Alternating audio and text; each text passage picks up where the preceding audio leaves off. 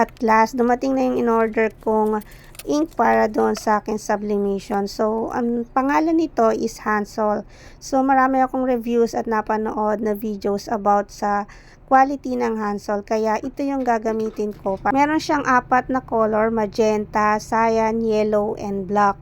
So, yung ink na kasama nung printer na aking nabili na L121 ay hindi ko nagagamitin dahil ito nga ang ipang-re-replace ko, tong Hansol ink.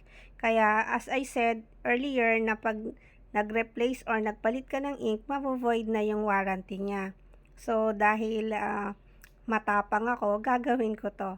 So unang kinabit yung paper tray sa likod. So ayan. Tapos sumunod naman yung cord niya. At ganoon din yung kanyang USB cord. So, pagkatapos nun ay inilagay ko na yung mga ink. Dun sa napanood kong video, ang ginamit niya na pagsalin ay paper. So, tinaray ko din gamitin yung paper pero na-absorb siya nung ink. Kaya, tinaray ko siyang paltan ng transparent film. Plastic yon, so hindi siya ma-absorb yung ink. Dahil iniiwasan kong magkaroon ng contamination bawat color, syempre iba-ibang plastic yung gagamitin ko sa pagsalin. So, ganyan yung tamang pag-manage nito dahil yung pinaka-bottle ng Hansol ay hindi siya nozzle. Pag ganyan yung kanyang style ng bottle, so mahirap siya talagang i-manage pag isasalin mo na siya.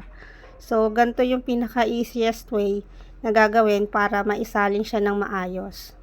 So, after nyan, binago na namin yung setting ng printer namin from L121 to L110 para magkaroon siya ng option na printer na matte and glossy. So, para mas maganda yung print natin, yung pinaka-outcome niya. Ilagay ko na lang yung link ng video para mas masundan mo ng maigi yung instruction diyan sa ilalim or sa baba ng video ko. So, nagprint agad kami ng sample ng printer. So, ito yung pinaka-outcome niya after na ma-heat press namin. So, ang ganda ng pinaka-outcome niya. Kitang-kita mo yung mga colors niya.